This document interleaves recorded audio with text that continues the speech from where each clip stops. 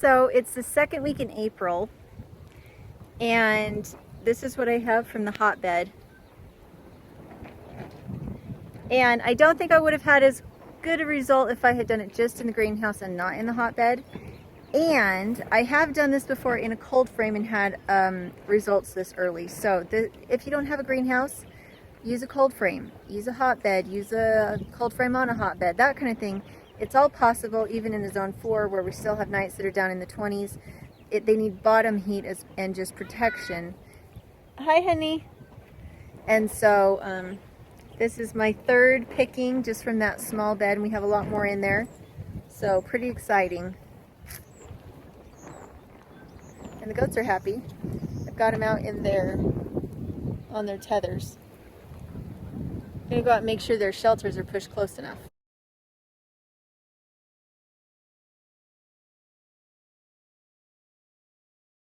This is the door that I cut on this end.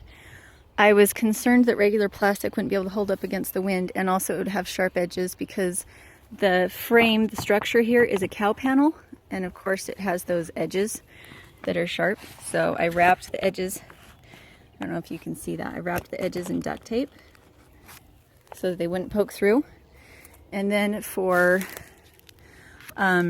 hinges I used, I wonder if I can see some of it for you.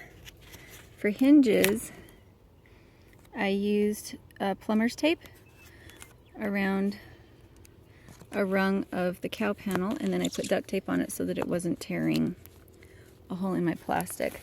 And then I sewed the plastic to it with lengths of wire that came with some fencing so that it wouldn't come off. And then here's my hook. It's into the wood, and all I do is turn it up and then pull back. We'll see if I can put you down for a minute. Of course, I didn't bring a tripod out. Okay, so I undid it. I open it up.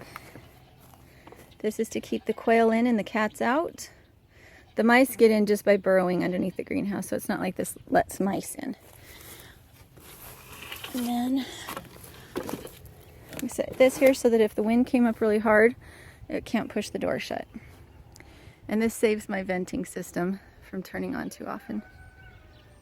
So, looks pretty good, right?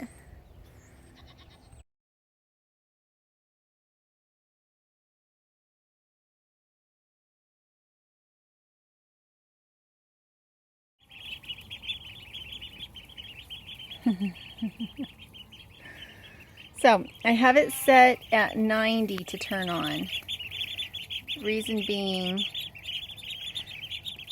I don't know. The plants need it just a little bit cooler in here, and it stays really warm.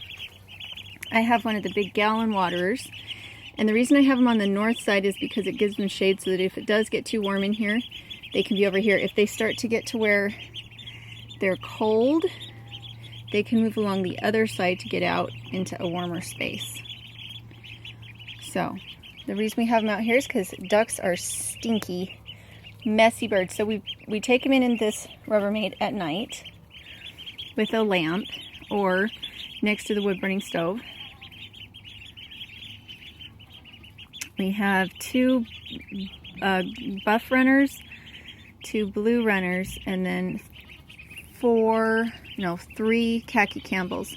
The khaki Campbells in our backyard right now, out there, I swear that all of our ducks are laying 2 eggs a day, because there's no way that we should have 6 eggs from our ducks every day. And yet we do. We only have 4 layers.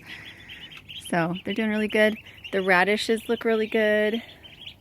The onions are thinking about it on this side. Over here, the onions are just fine. And then I have the bulb onions in the cold frame in the backyard. It's really, really nice in here right now. The peas are starting to come on. The bok choy and the tot soy are doing really well. These radishes are not doing as well. I think they're just a little too crowded. What I have found, what I find interesting, is that the line, like the row system, doesn't really seem to work very well. I'm gonna give that to them so they can eat some dirt and eat some greens. Because it doesn't matter how thinly I put them in, it always comes out too much. Whereas when I broadcast them like this, I get a really good mix. There's enough room for everything. I can come in and pull out my radishes without disturbing my carrots. And then I also have, these look like kohlrabi. That's what those look like. We've had some really good radishes out of here. Even though it's so hot in here, they're doing fine. I haven't had anything bolt that is spinach and sorrel. And here I have some Swiss chard coming up. Most of these are sugar snap peas. These are shelling peas right here. The big problem we had in the beginning was with the voles that would climb up here, and they didn't eat the plants, they ate the seeds as things started to sprout. And so I had to reseed in here quite a bit. And so, which is again why I really liked the broadcast system. We didn't have any problems with anything getting eaten in here when they were in rows. It was like the predictability of them finding one in a row all the way along just meant they came up and ate it every night in big chunks. Over here, the unpredictable nature of them just meant that they didn't seem to really know where to find them. There's a really pretty one. So there's all that. This one, I watered it down the other day, and oh my gosh, all the mushrooms came out to play. I did have my tray of tomatoes out here, and they were doing just fine because of the bottom heat from the bed, and then I put a blanket over the top. But the mice came up in the night and ate the seeds from the tomatoes and my basil. I had basil and peppers and tomatoes in here in a flat, and they were just fine, but the mice came up and got it. And so you can see where the central heat is from the manure and the wood chips. And it's really warm. And that's, I haven't watered it for a couple days, but it's really warm in there. So I think I preferred this method, the wood chips and the rabbit manure, to the straw bales. The straw bales was just a lot easier to set up. It was just so fast and so quick. This one I think is going to be way more effective. It's really warm out here in the morning since I watered this. So this hotbed is actually heating the greenhouse at night. And then over here, here's our perennials. You can see I've got little creatures coming in and eating things at night. I'm a little concerned that my valerian is not going to be able to be happy here if it doesn't grow a little bit faster, and it's getting chewed on too. I need to get another mouse trap. Yeah, I'm a little concerned that it's not getting enough sunlight. Again, I have gobo burdock in here and borage and sorrel. I pulled out my onions and I pulled out my self-heal because they were not getting enough sunlight. I'm having a lot of predation here from those little monsters. Even my lemon balm is getting chewed on. And my parsley, I need to probably water that. Self-heal. Anemone, I think that's what Corinne called that one. And then chives, more spinach. Oh my gosh, I have got mice all over the place. Darn it. I have some basil back there that's making it just fine next to the hot straw bale. So I re-inoculated the straw bale and have been pouring rabbit manure tea on it. So it's warm, hence the reason that basil is still alive, even though we're down in the 30s at night. Let's see, did it come back out?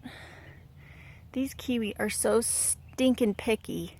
It started to come out to leaf out, and then we had a little bit more cold, and that was about the same time that I cut this door in here. So I think the little bit of cold air coming in from the sides of this door now are why that happened.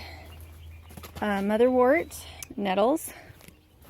Okay, so it's not too unpleasant in here right now. It says that it's about 70 degrees, but with that sunlight right on me, that sun is definitely making it feel warmer in here. So it's been really fun. Honestly, guys, I love the fact that it's so big and roomy, but I'm seeing that I could have a huge amount of produce in here, and I'm not sure my family could eat it fast enough, honestly. And as the weather starts to get brighter and brighter, I'm going to need to transition from these cold weather plants into warm weather plants in order to keep things from bolting. So as we stop having nights down in the 30s, I'm going to switch from spinach to New Zealand spinach. I'll keep doing the Swiss chard because it's pretty heat resistant. But as far as like radishes and stuff like that, I need to stop that and start bringing in some more intermediate things like maybe pole beans. And eventually, once we get past the middle of May, tomatoes and things like that. So that's what we're looking at. I need to come out and water things a little better. It's all just a big experiment, and I really need to get the dirt in on this one so I can put some more greens in. I just haven't got around to it yet. I have all the wood bark and everything, but I'm spending about 9 hours in the garden right now, and I'm having a hard time finding an extra amount of time to be able to come in and finish this one off. I have the peat moss all ready to go, but I just haven't done it yet. So you can hear the ducklings going at the dirt and the greens. You startled them. There, guys. Come on, brave little guy. Come eat your greens. So I'm going to go take care of the rabbits, and we'll talk to you later.